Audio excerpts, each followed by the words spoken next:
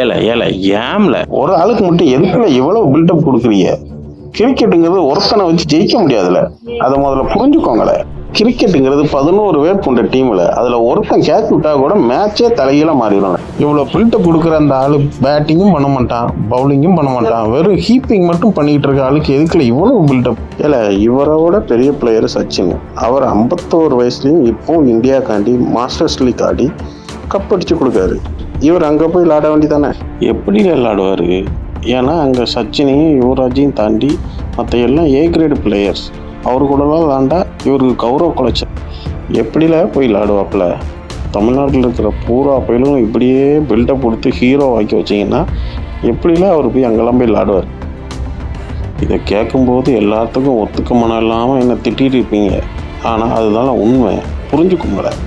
ஏன்னா கிரிக்கெட் கேமில் ஒரே ஒரு ஆளுக்கு மேட்சை ஜெயிக்க வைக்க முடியாதுல்ல.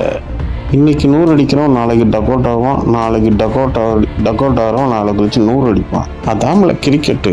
ஒவ்வொரு பிளேயர்கிட்டையும் ஒவ்வொரு திறமை இருக்கும்ல, அதை அவனால் எல்லா மேட்ச்லையும் நிரூபிக்க முடியாது. அதுக்குன்னு ஒரு மேட்ச் வரும், அப்போ அதை கண்டிப்பாக அவன் நிரூபிப்பான. அதுக்கு நீங்கள் அவனுக்கு சான்ஸ் கொடுக்கணும்ல. இப்படி இடத்த அடைச்சிட்டு இருக்காதீங்களே, இதெல்லாம் ரொம்ப தப்புல.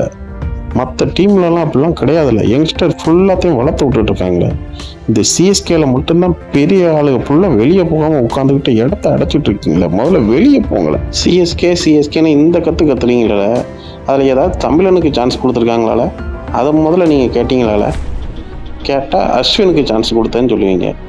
அஸ்வின் ரிட்டையர்ட் ஆகிட்டார்ல, ரிட்டையர்டான பிளேயருக்கு எதுக்குள்ள சான்ஸ் கொடுக்கீங்க? யங்ஸ்டர்ஸ் தமிழ் ஆளுங்க எத்தனை பேர் இருக்காங்க, அவனுக்கு சான்ஸ் கொடுங்களே. யாரையும் ஒருத்தனை தூக்கி விடுங்களே. இல்லை, நல்ல தமிழ்நாடு பிளேயரை ஃபுல்லாக குஜராத்துக்காரனும் பெங்களூருக்காரனும் எடுத்து டீமை ஜெயிக்க வச்சுட்டு இருக்கானுங்க. ஆனால் இவனுங்க வடக்கனை கூட்டு வந்து அவனுக்கு மாசம் பில்டப் ஏற்றி மாசம் சாங் போட்டுட்ருக்கீங்க. கிரிக்கெட் அழிக்காதீங்களே. சின்ன பசங்க இருக்காங்களே, அவங்களுக்கு சான்ஸ் கொடுங்களேன். வீடியோ பிடிச்சிருந்தா நம்ம சேனலுக்கு சப்ஸ்கிரைப் பண்ணுங்கள்.